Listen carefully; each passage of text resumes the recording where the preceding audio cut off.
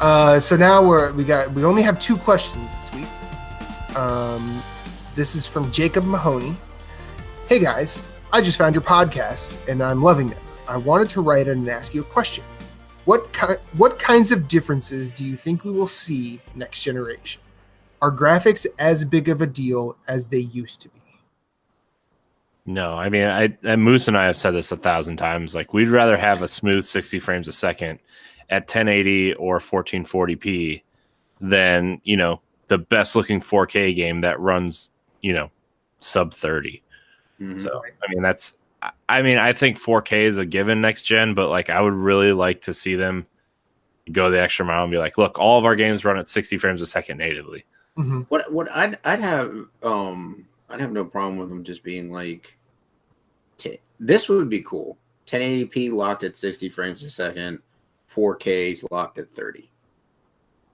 Bare minimum. And then they could have some games where they're like, we really optimized it, and you can get, you can lock it at 60 frames, per second on 4K, but then it'll dip sometimes, whatever, in the heavy modes, like it not lock it, but you could set it at 60, but it might dip. Whereas in like, you can pick where you want your FPS. I'd much rather, like we said, I'd rather have 60 frames a second than 4K, because I don't even have a 4K TV, and I might not even be buying one anytime soon because there's no need to. My TV still really works really well, and surprise, it's a Sony Bravia, and it still looks really, really good. So there's no need for me to buy. I mean, now, I'm not saying like I haven't been in to a Best Buy or a Walmart and walked by a 4K TV and been like, holy crap, that looks amazing. I have said that multiple times, but not enough to like make a purchase yet. Yeah. So like, I'm at the point where I'm like, I'd rather buy a PC, be able to invest in a PlayStation 5 at launch, especially if, I mean, they're probably going to sell me on one at launch. Like, they'll have launch titles that I'll be like, I have got to own those. Like Bloodborne 2, perhaps Horizon Zero Dawn 2. We'll see what happens. We'll see, But it's like, I'd rather be able to buy that stuff than TV, especially since my TV works. So yeah. I mean, to answer the second question first, yeah, graphics aren't as big a deal as they used to be, because we're not making leaps anymore. We're just not. Right. There's the only thing that's different is the horsepower in the machine. Yeah. Like, graphically, there's not that big of a difference. Yeah. It just gets a little bit sharper. Like I said, I don't remember how long ago, but the only thing different now between the only real difference now is Nathan Drake's face has a lot more pores in it than it did in Uncharted 1. Yeah. And go ahead. I was gonna say, like, to answer his question as far as like, what do we think will come this console generation? I think it's gonna be more modular, like a PC, like to be able to take components out and swap out, like maybe upgrade the CPU, or maybe add a little bit more RAM if you want to. They might even come out with tiered systems. They're like, okay, you could buy the base model for like, $399. That was the starting price of the PS4, right? It was $399. Mm-hmm. Yeah, so like they could probably $399 or $499. No, the Xbox was $500, and then they went next and said we're at $400. Okay. Yeah, so it was $399. So they could do like, here's our $399 tier, here's a $499 tier, and here is a $599 tier. You know what I mean? And you can upgrade, at any time to go from the lowest to the highest. You know what I mean? Mm-hmm. I think there'll be more integration with your life, as far as like we got music. Spotify was added to the PS4, so like you could stream Spotify while you're playing video games to your headphones. You can also control the music on your phone through your console, so that like you can be like, I don't want to listen to this playlist anymore. I want to listen to this, or I want to just chill and listen to this while I'm running around playing stuff. Like, I would listen to new music while I was playing Diablo 3. Because I'd just be like trying to listen to this new stuff and check it out. Running them damn bounties.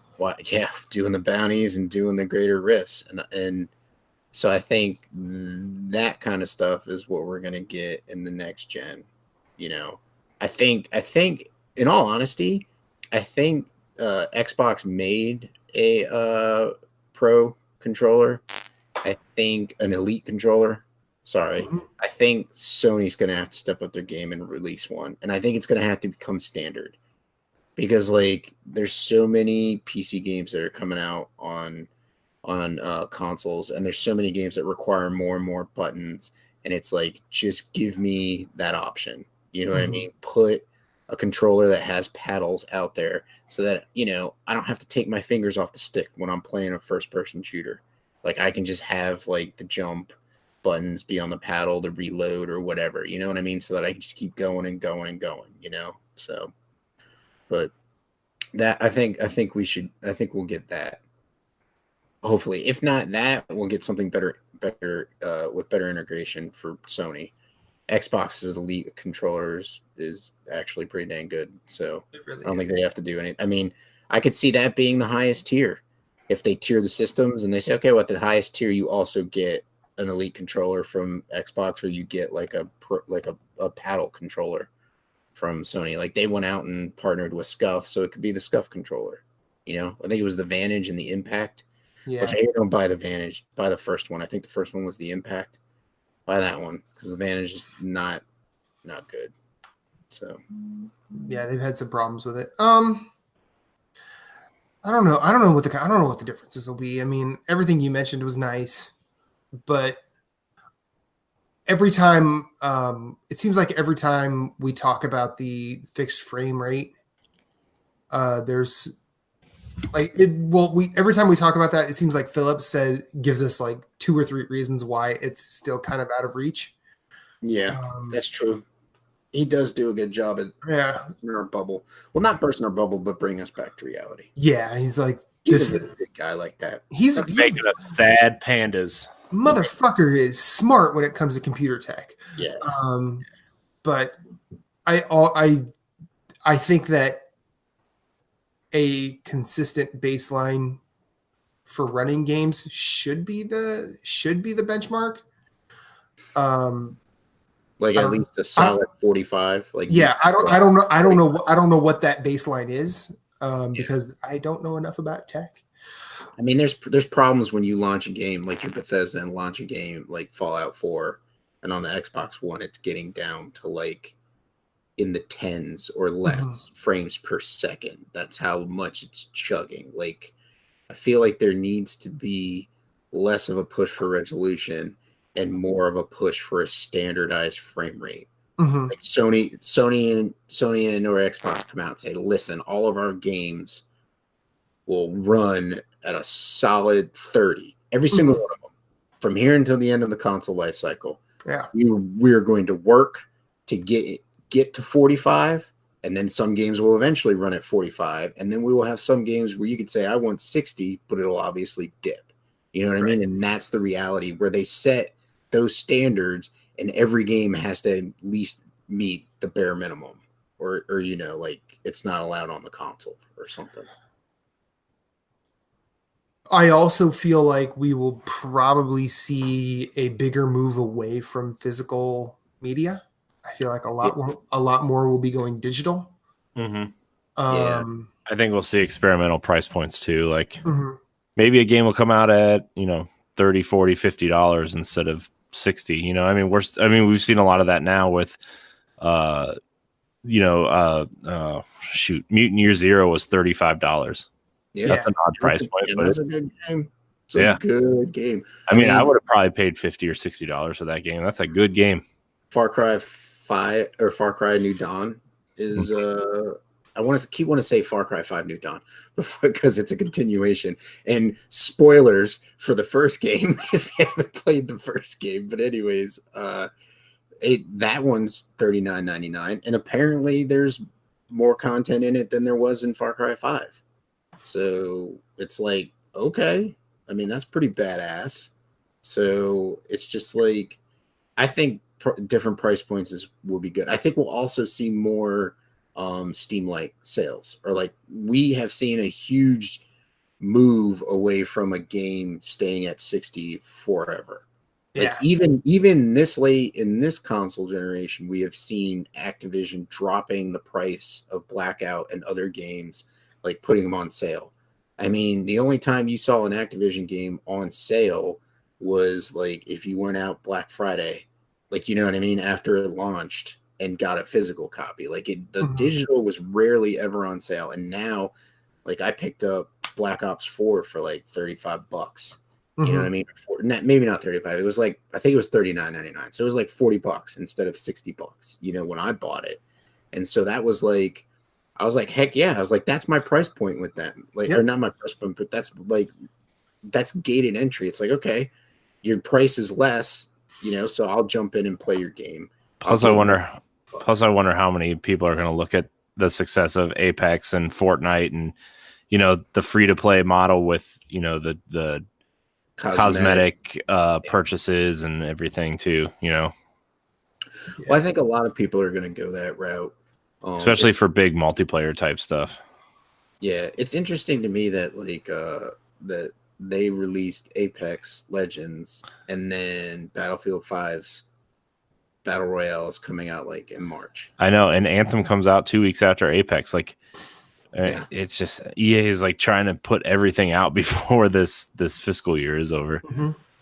Yeah, because fiscal year ends. Yeah, it seems like they might think they're in some trouble. I think they are in some trouble. Not as big a trouble as Activision seems to be. No. Well, the market reality, the reality is like EA has FIFA and Madden, like they're making money. They're not in trouble. The reality is is that their profits are in trouble.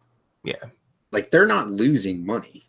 No, they're making less money than they would like to be making. Exactly. Yeah, that's the problem, and that's the problem with like, you know, people trying to understand the situation. You know, they're like, oh, well, they're losing money and da da da. It's like, no, like the shareholders are sad because they're not making as much money as they were, and they want to do something. And people, humans, are your most expensive resource, and that's the first thing to go. Yep. So, and then they're gonna make everybody that stays behind try and do the work that's left behind and do what's left over for the same money. Right, and run them into the ground. That's exactly what's going to happen. And then it's capitalism. We're like locusts, man. This is why people talk about crunch, like, because this shit comes up, and it might not even be an actual crunch, but it's because this is just daily operation now. Yeah. Like, which I mean, it just sucks. And they had, like we were saying, they have no protection. There's no protection. You know, those studios could close and they're owed like nothing. Yep. You know?